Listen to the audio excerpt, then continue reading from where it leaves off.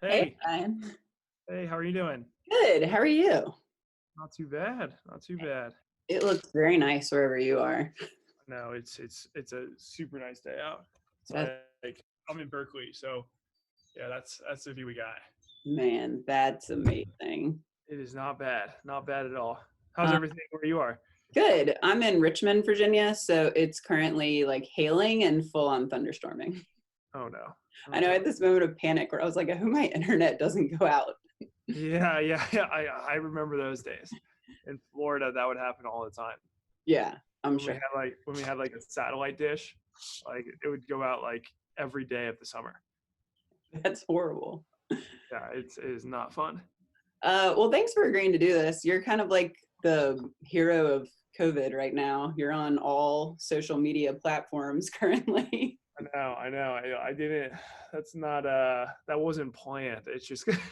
I keep on getting asked to do stuff, and like, yeah, I have a hard time just like filtering out stuff. So I've been doing a lot. Well, I'm glad. And yeah, I know it's a lot of work to do it too. You have to like set aside the time and schedule them and, get there that it's not easy. Like I was prepping for this meeting thinking he's probably done this 5 times already today. Yeah, yeah. I know. I literally like I had a little practice this morning. I got back. I've been on the phone since for the past 3 hours. Oh my So God. I'm getting used to talking a lot. So Well, that's that's a good good. thing. Well, Yeah. I was texting with another Nova coach and I was telling her, I was like, I'm a little nervous to interview. Like Townley I know, but I don't know Ryan. Yeah. And she was like, well, he's I think probably really good at it. So yeah, yeah. I mean, yeah, Townley's great. Yeah, so I mean, but hopefully I'm easier. That's the goal. that's the goal to be better. So Yeah, I'll tell you a funny story that I was told not to tell you, and then we can start. But so my husband, who's a firefighter and is not in the swimming world, obviously quite as much. So I told him I was interviewing you, and I was excited, and he was like, "So who is this guy?" And so I just like Googled your name and held my phone up to him. And of course, when you Google your name, the first pictures that come up are like you in swimsuits. And he was yeah, like, "Oh, this is the picture you show me." And I yeah. was like, this is just what came up. And he like read your stats and he was like 6'3", 200 pounds.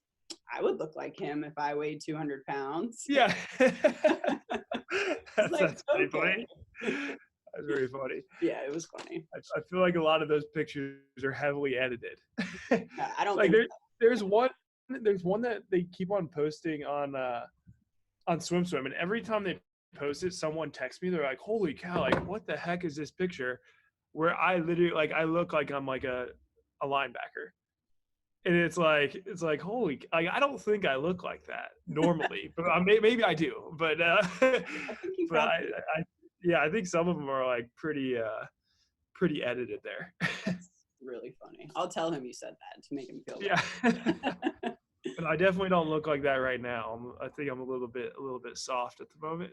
Yeah, everyone's kind of struggling with that. I'm the opposite. I actually have time to work out now because I'm not up at 3:45 every morning. But Ooh, that's um, good. That's good.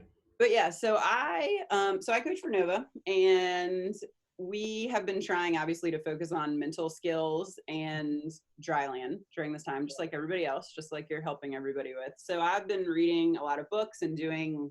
So I used to do chats at the pool called not poolside chats or called poolside chats, and now I'm doing not poolside chats. And so I kept texting Townley, harassing him about like elite swimmer mindsets and how he does things. Yeah. And then I watched your interview with Brett Hawk, and I was just really impressed by you and what you're doing and your mindset, and like you talking about getting ready for races and how you think. And so then I had the thought, well, what if, because I had already done Townley's, that I was like, well, what if I like compared different swimmers and their mindsets Yeah. and might speak to different kids because Totally. everybody's a little different. So that's why I harassed you. I like that. I like that. Yeah, I think it's totally fair that like I mean I swam with like when I was in high school I swam with Joseph Schooling, Santo Condarelli, and Caleb Dressel. And like all four of us have a different mindset before racing too. So I think that's like it's a pretty like highly unique uh it's a highly unique thing, like individual to individual.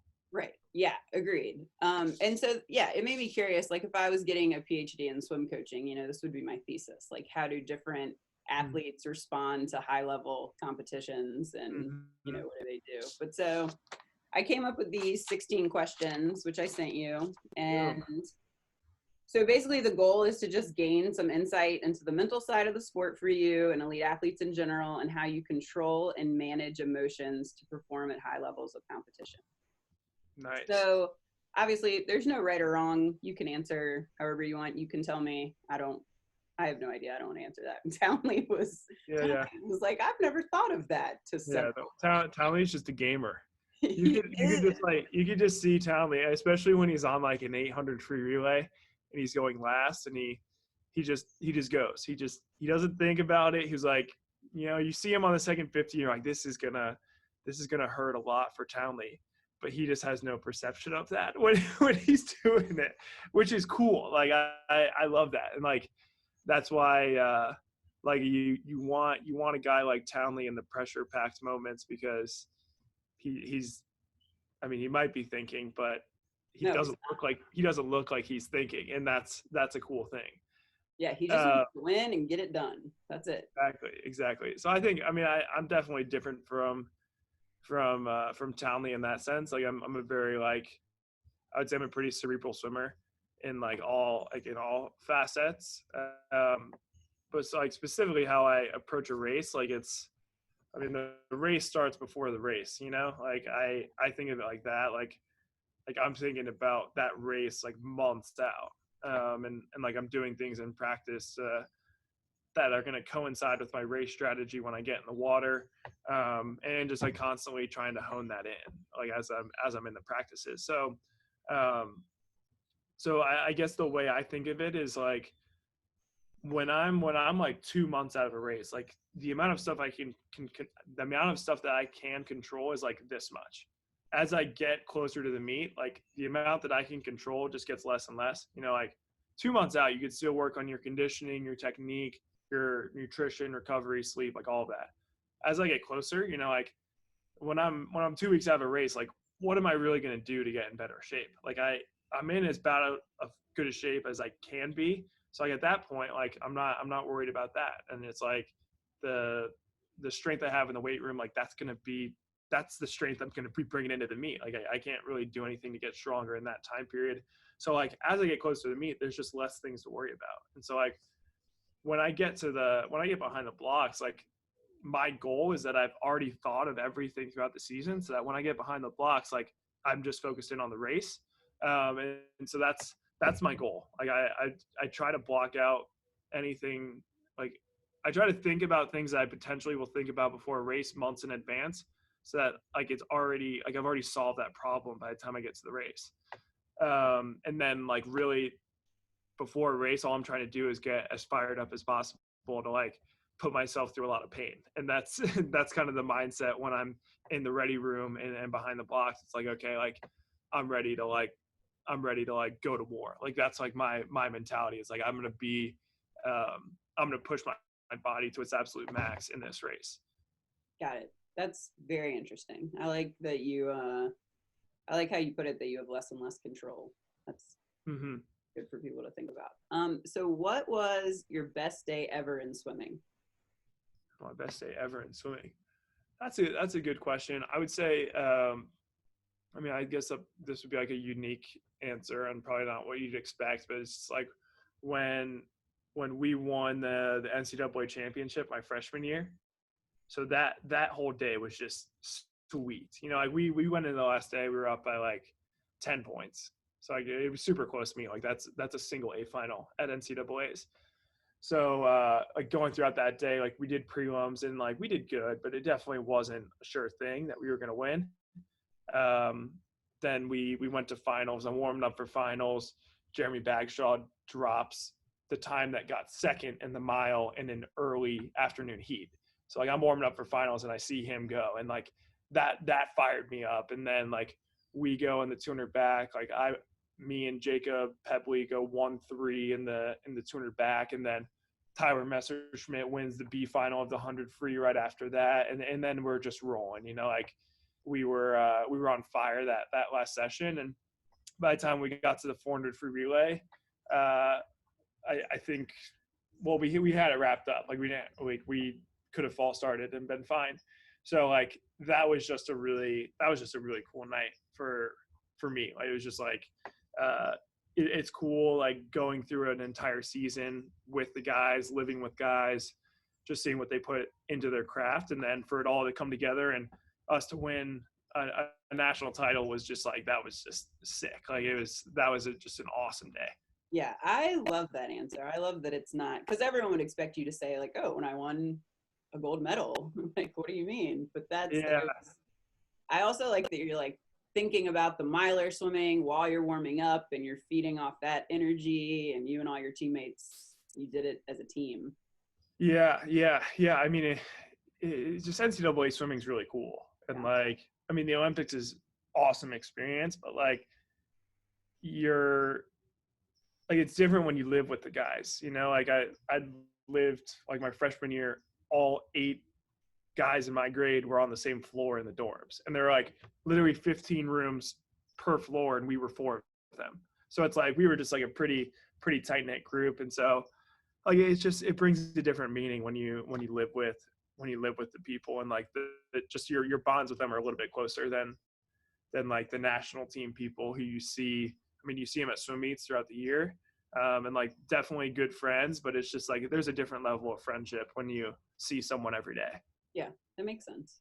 So now to flip it, what was your worst day ever in swimming? Oh God. That's a good one. And honestly, you sent these questions over before, and I don't like thinking about questions before I get them, so I just kind of skimmed it. So I wasn't. I don't think about this that much. But it's better on the fly. Yeah, my worst day in swimming.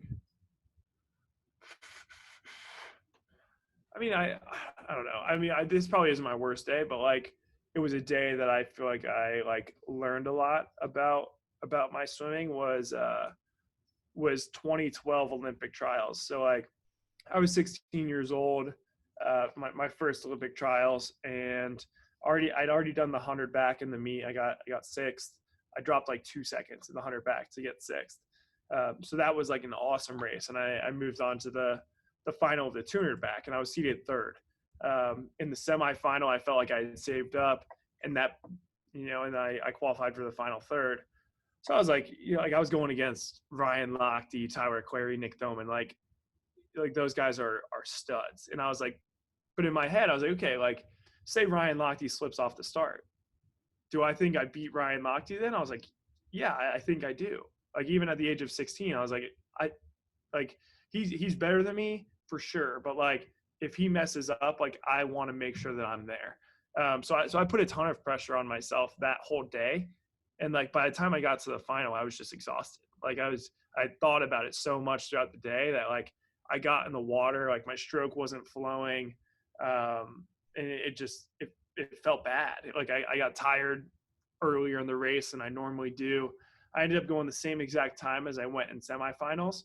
So for someone that was just like looking at results, like, oh, okay, like he did fine in the final, but like I totally saved up in the semi. So like it was, for me, like I knew I had a lot more in me. And so that was a day where I was just very disappointed in myself. And like, that was a moment where I realized like you could be in great shape. Like I was in great shape based on how the 100 back went, and how the semifinal felt.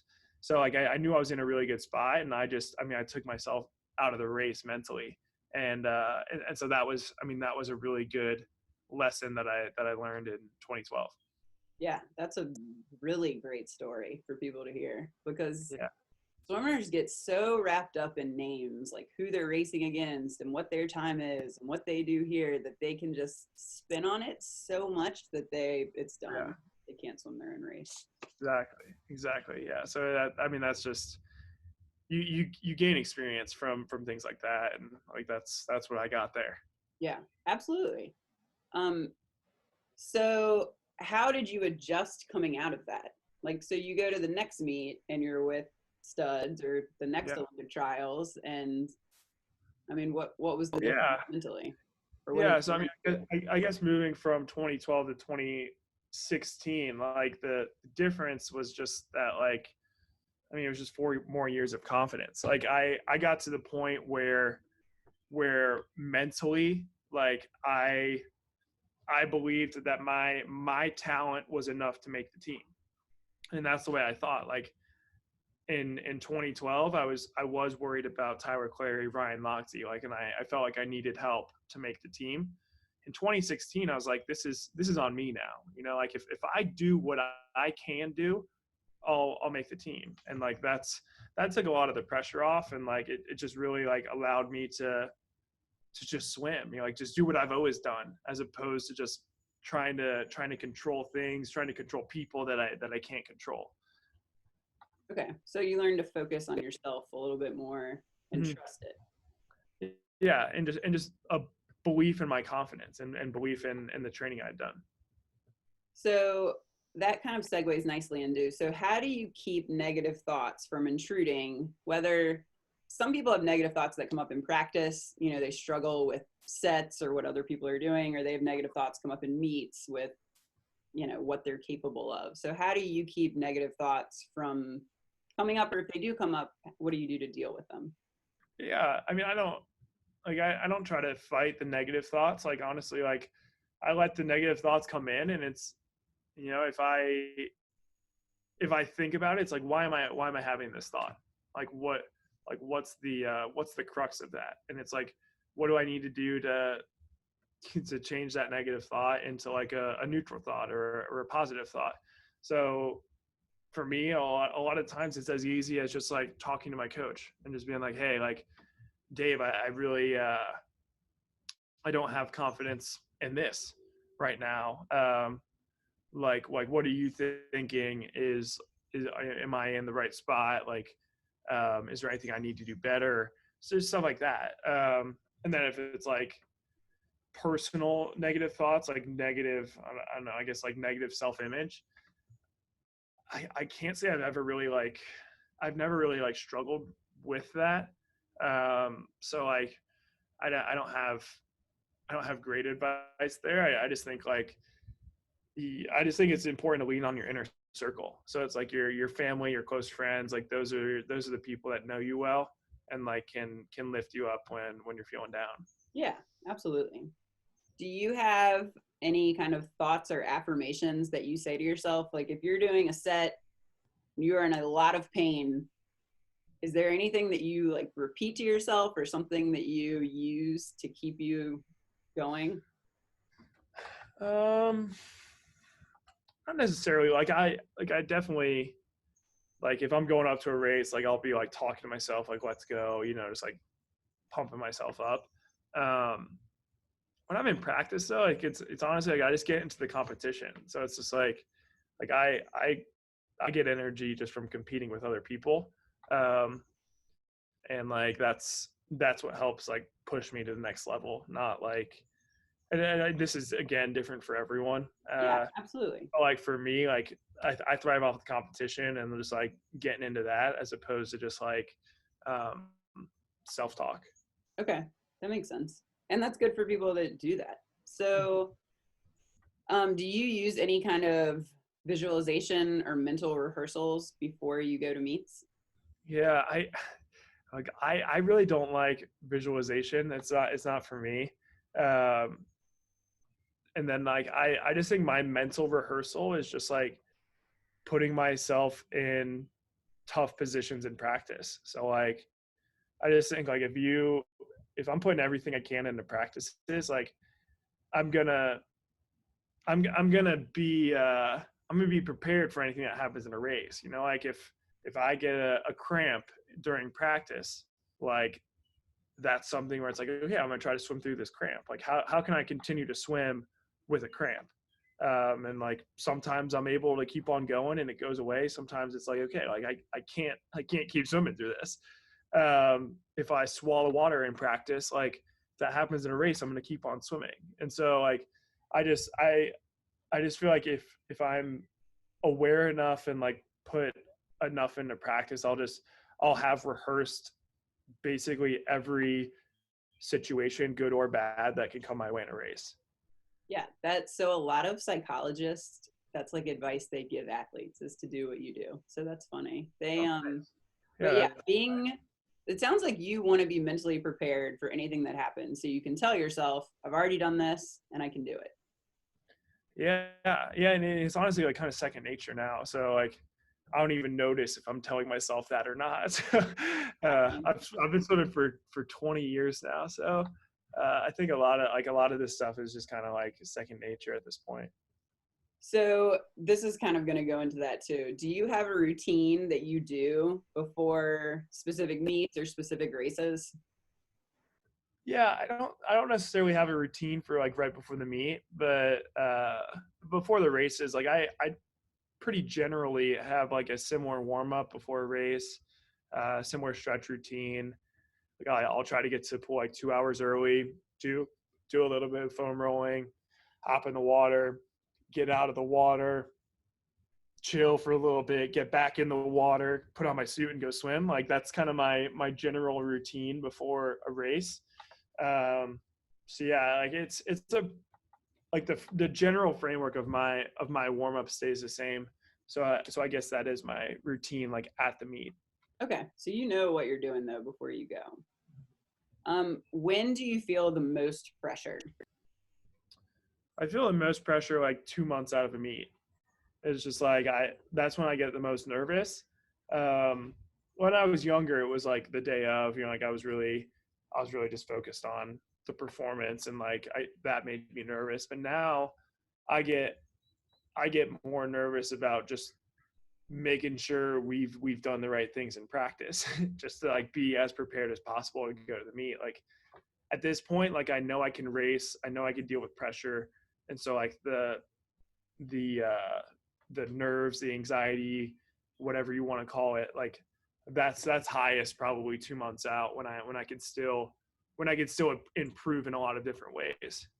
So it kind of gets back to the control thing. Like 2 months out, I have this many things to think about, and then as it gets closer, like there's just things they're out of my routine now. So like I'm done in the weight room. I don't need to focus on that. Like like I'm on the road now. I don't need to worry about cooking, and like so by the time I get to me, like the things I'm worried about is just pretty minimal. Yeah, that makes sense. So when you're at a a big meet, whether it's NCAA's, Olympics, before 100 or 200 back, would you say that you're excited or you're anxious? I think before the 100 back, it's always excited. Like if you die in 100 back, you're dying for like 20 meters or so. Like that's fine. I could deal with 12 seconds of extreme pain. If I mess up my race strategy in a 200 back, like I'm hurting for a long time. And so so I would say like 100 back, it's always excited. That's like a pretty fun race all the time. 200 back can be a pretty just not fun race if I don't do it the right way. So Right. yeah, so that's how I think before this. Okay, got it. What about same thing? Do you fear failure or do you want to win? Do I fear failure? Do I want to win? I mean, I don't know. I honestly like I don't fear failure. At the same time, like I don't necessarily like. I mean, obviously I want to win. So like that's like I think I put a lot into this. So like I definitely want to win. I don't fear failure. Like I've been disappointed enough in my life, in my swimming career, that it's like I feel like I'm pretty comfortable with dealing with that and moving on. Like I think that kind of gets back to the inner circle of friends, family. Like they don't care, and those are the people I like that I care about. So like my relationships, what I do on a day-to-day basis doesn't change based on my swimming performance or academic performance, any of that. So I'm not afraid of failure. And I definitely want to win, but like I don't think I don't think me wanting to win is like the main driver for me. Like if I go, so my best time in the 100 back is 51.8. If I go 51.5 and someone goes 51.3, am I going to be upset? Like, honestly, probably not. Like I did a really good job for me. And so like that's a win in my book. So I guess like framing a win as like self-improvement, that's what I care about. Okay, that's a really good point of distinction, that you just want to get better. Mm-hmm. So how do you relate to being competitive? I mean, I'm very competitive. So I think I just think that's a very, like, just the reason I swim. Honestly, it's like I'm very competitive. Like I love to race. Like if I was swimming just because I liked the feel of the water, like what's the need to compete? Like I love to compete. That I think that pushes me to reach my potential is the competition. So I mean my number one goal is to reach my potential, and like competition is a motivator in that, so it helps me reach that level. Okay. So I know you're saying like when you get to the meet, you feel pretty in control because there's a lot less variables that you even have to worry about. So 2 months out, if you start having, you know, negative emotions, you know, you're not hitting pace times in practice one day, or you know, you just don't, you're not feeling good, or taper hits and you just get in your own head about it. How do you control those emotions? I know you said you might talk to your Yeah. coach, but Yeah. So I mean, yeah, I think the leaning on your coaches is the biggest thing. Because when I get to taper, like when I get to taper, I kind of like take all the pressure off of myself. Like I don't, like at that point, like you're gonna feel good some days, you're gonna feel bad some days. So it's like I don't really like pay attention to what the times are during taper, just because like I've been through it enough just to know that like the feelings that you're feeling 2 weeks out of the meet, that's always gonna be pretty variable. Like it's gonna change every taper. Um, so I'm not, and I just think it's like, for me, I find it dangerous to try to chase a feeling, if that makes sense. So like I obviously know what it feels like to be like totally locked in, like hitting my stroke, hitting my stride, and all that. But like over time, like that becomes like embellished in your mind. So like I don't want to be chasing that, because like I know that what potentially felt good in say 2016, that might not feel good now, you know, like I might have gotten that much better that's not my feeling good anymore. That's my normal. And so I'm never chasing a feeling. Like I like to find other metrics, like metrics that I could hit, and go about it that way. man, I love that answer. I am excited for all of our kids to hear that answer. I think that's a really tough thing for swimmers. Yeah. I think they do exactly, that's a really good way of putting it, chasing that feeling. Kids go, you know, best times in like a perfect situation and then get frustrated at the next in-season meet that they didn't, and then they chase it, and it can be really tough. Mm-hmm. Exactly. Okay, so have you ever finished a race and felt that it was reflective of your potential? I mean, I'm sure I did like age group swimming. I can't really, honestly, I can't really remember that.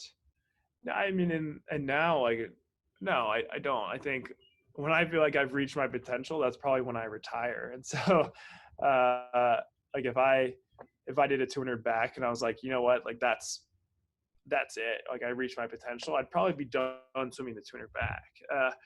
Just because it's like why, you know, like why if I've already done it, if I'm already 100% of what I can be, what's the point in just continuing to do that? So definitely, I mean, I think I'm closer in the 100 back than I am in the 200 back. I think there's so much time in the 200 back, and there's so much race strategy that like I've never gotten out of a 200 back and been like, yeah, that was really good. I always come out and I'm like, I have like 2 or 3 things where I'm like, like I wish I did that differently in the race.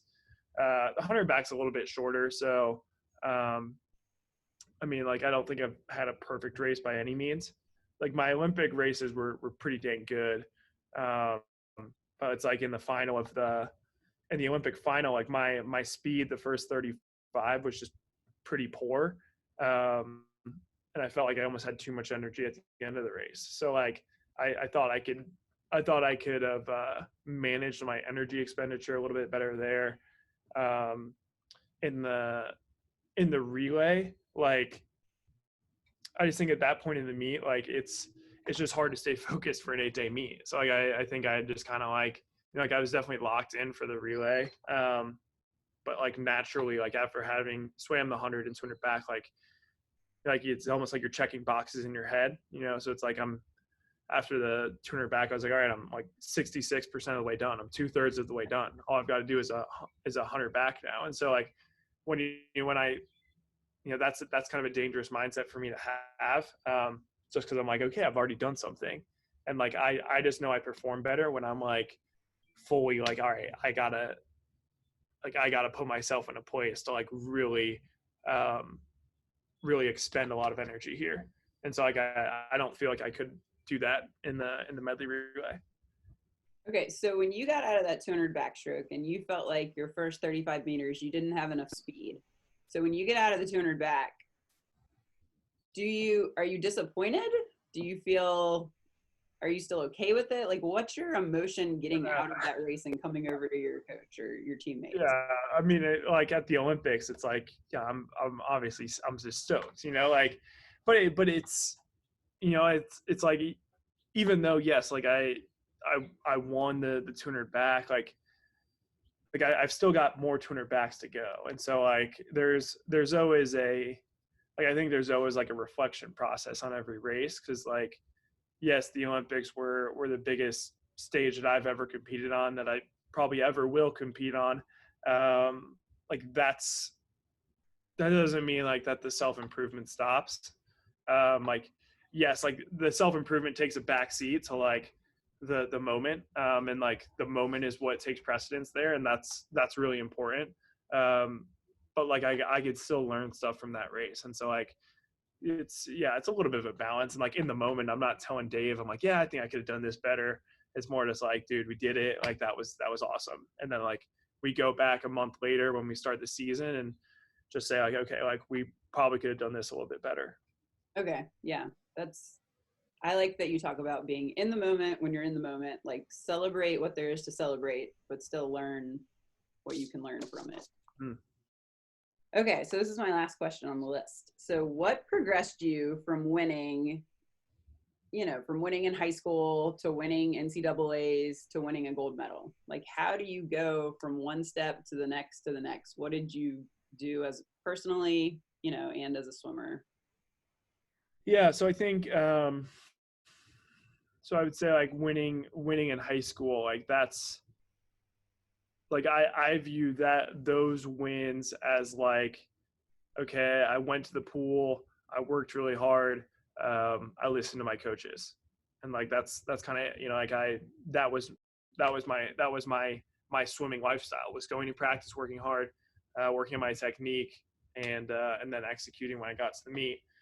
When I got to college, now it's like, okay, those wins I think are because I'm living on my own now. So like that's me like organizing my day in the right way. That's going to practice, working hard, listening to my coach, and that's a higher level of competition at NCAA's, but also in practice. So like raising my level to match those people in practice.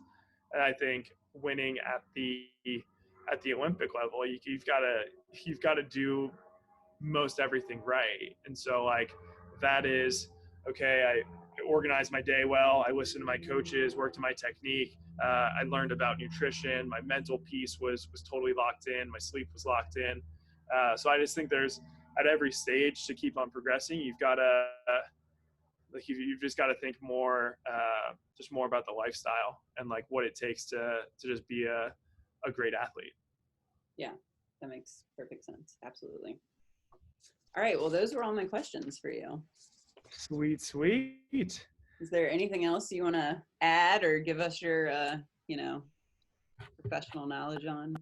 Yeah, I guess. I mean, I guess in these times, like there's just not much you can control, and so like I think I mean I've done a couple of these calls with teams, and like a question I get asked a lot is like how do I stay in shape, like what do I do, and I think like and then people are nervous about their swimming goals and like not being able to hit their swimming goals, and I just think like honestly like breaks are fine, you know, like no one's really training right now, and so it's not like you're getting behind or anything like that in the water. So I would say I would say it's important to just shift your goals. Like there's like you can't you don't know if you're gonna like you don't know if you're making progress towards your swimming goal at this point, and that's okay.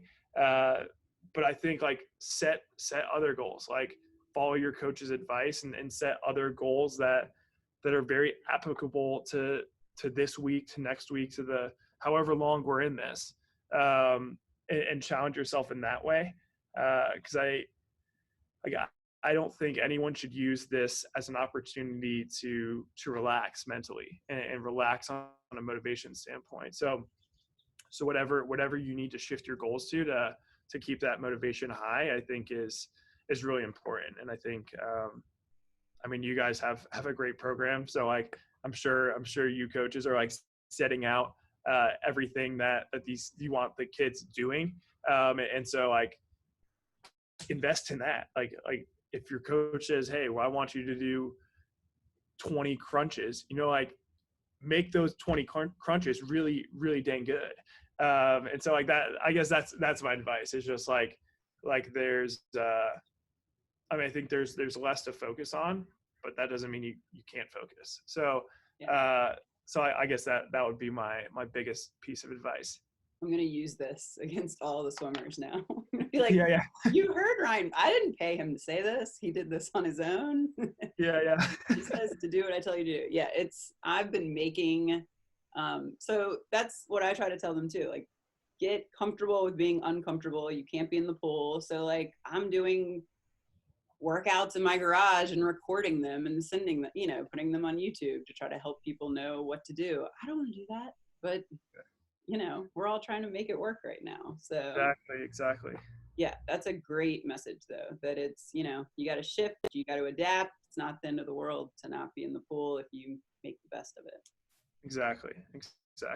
Yeah. Well, I am just really impressed by, you know, who you are in and out of the pool. I'm really grateful you took the time to do this. It's Thank like you. Thinking about all of our swimmers, just like listening to this makes me happy and makes me think, you know, it's going to help all of them figure out how to get through the rest of this. So I'm very great. That is great. Yeah, I really appreciate you asking me to do this. I think I think I mean, this is like a small thing that I feel like I could do in this time to, you know, hopefully help, I mean, at least like one or two kids out. So yeah, definitely. It helped me too, if that's any consolation. So, there we go. Yeah, it makes me a better coach hearing you. So good stuff. Well, thanks again. I hope the hail stops. Yeah, I think it did. I think we're good, but I'm still not where you are. So. Yeah. Good stuff. Well, thanks again. Yes. Hope you stay safe and yeah, just do well with everything over the next couple of weeks. Yeah, you too. It was awesome connecting, and good luck with everything. Awesome. Okay. You have a good one. Bye, Ryan. Bye.